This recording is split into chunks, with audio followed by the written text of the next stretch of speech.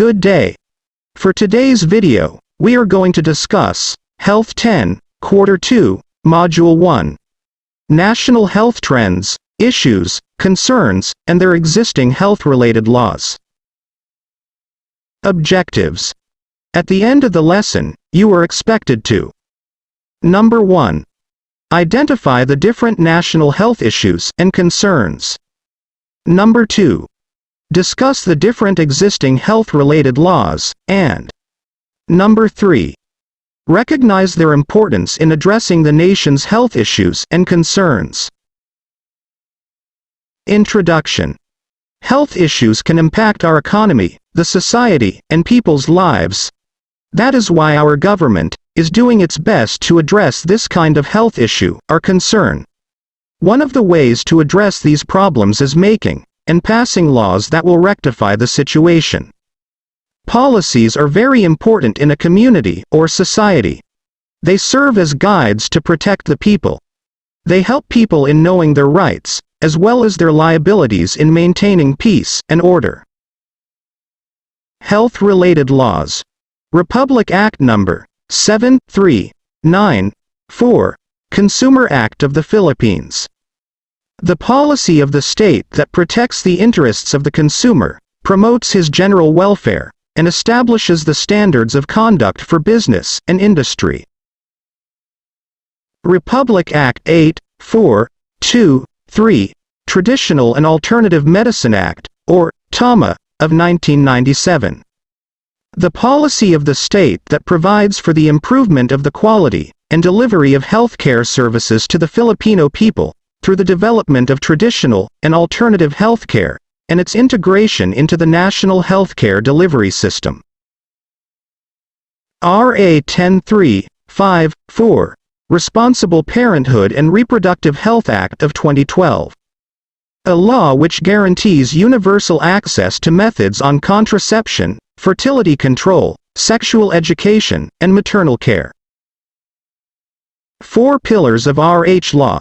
Number 1. Informed choice. The Act states that effective and quality reproductive healthcare services, which are ethically and medically safe, legal, accessible, and affordable, shall be given primacy to ensure the health of the mother and child. Also, the government shall promote and provide unbiased information and access to these services. This pillar also covers the provision for the integration of reproductive health and sexuality education in schools and other educational settings. Number 2. Respect for life. The Act recognizes that abortion is illegal and punishable by law. However, mothers who will be identified to have aborted an unborn child will be served with post-abortive treatment and counseling in a humane, non-judgmental, and compassionate manner. Number 3. Birth control. Reproductive health care, information, and supplies shall be made available most especially to poor beneficiaries. However, the Act provisions also that the government must respect the citizens' individual preferences and choices of family planning method. Number 4. Responsible parenthood. Couples determine their ideal family size. In addition, the government shall equip each parent with needed information in all aspects of family life, reproductive health, and this pillar. The Republic Act No. 8504, Philippine AIDS Prevention and Control Act of 1998. The Act promulgates policies and prescribing measures for the prevention and control of HIV, AIDS in the Philippines, instituting a nationwide HIV, AIDS information and educational program, establishing a comprehensive HIV, AIDS monitoring system, strengthening the Philippine National AIDS Council, and for other purposes. Republic Act No. 9165, Comprehensive Dangerous Drugs Act of 2002. This protects citizens from the harmful effects of dangerous drugs to their physical and mental well-being. Considered as unlawful acts and are subject to penalties and fines. Letter A. Importing of dangerous drugs and/or controlled precursors and essential chemicals, narcotic drugs, and psychotropic substances. Letter B. Selling, trading, administering, dispensing, delivering, distributing, and transporting dangerous drugs and/or controlled precursors and essential chemicals. Letter C. Maintaining a drug den, drive, or resort. Letter D. Manufacturing of dangerous drugs and/or controlled precursors and essential chemicals. Letter E. Manufacturing or delivery of equipment, instrument, apparatus, or other paraphernalia for dangerous drugs and/or controlled precursors and essential chemicals. Republic Act No. 9(2)(1)(1), Tobacco Regulation Act of 2003. This protects people from the sale, use, and advertisements of hazardous tobacco products. It promotes the right to health, and instill health consciousness among them. Republic Act No. 10(1)(7)(5), Cybercrime Prevention Act of 2012. The law mandates the prohibition of cybersex, child pornography, unsolicited commercial communications, and computer-related identity theft. Republic Act No. 9(7)(7)(5), Anti-Child Pornography Act of 2009. It defines the crime of child pornography. The act recognizes the vital role of the youth in nation building, and shall promote and protect their physical, moral, spiritual, intellectual, emotional, psychological, and social well-being. It guarantees the fundamental rights of every child from all forms of neglect, cruelty, and other conditions prejudicial to his/her development, protects every child from all forms of exploitation and abuse including, but not limited to, the use of a child in pornographic performances and materials, and the inducement or coercion of a child to engage or be involved in pornography through whatever means. Republic Act No. 8(9)(4)(9), Anti-Hazing Law.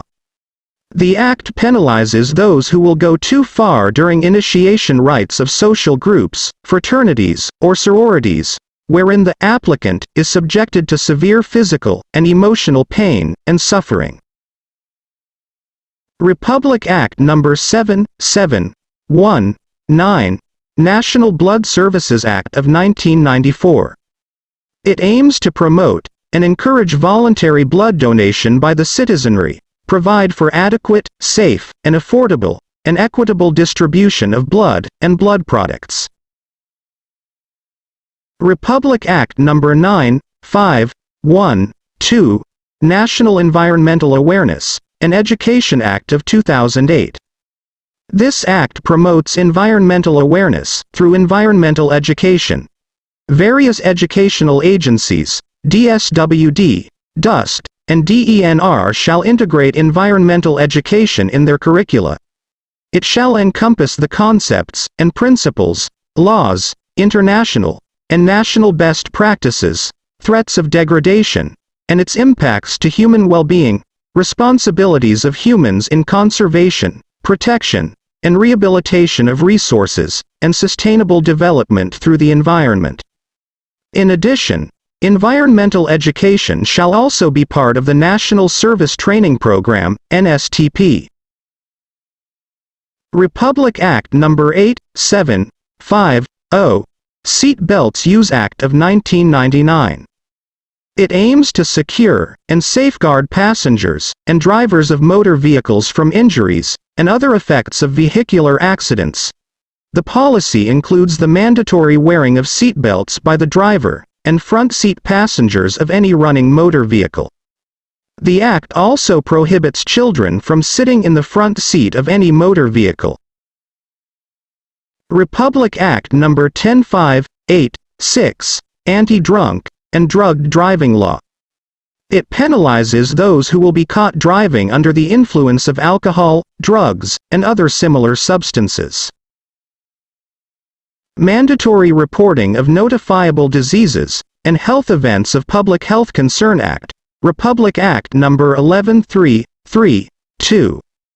It endeavors to protect the people from public health threats through the efficient and effective disease surveillance of notifiable diseases including emerging and re-emerging infectious diseases, diseases for elimination and eradication, epidemics, and health events including chemical, radionuclear, and environmental agents of public health concern, and provide an effective response system in compliance with the 2005 International Health Regulations of the World Health Organization.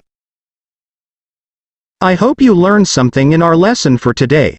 You are now ready for the series of exercises that will be given by your teacher in your learning module. Please like and subscribe. See you again in our next video. Thank you for listening.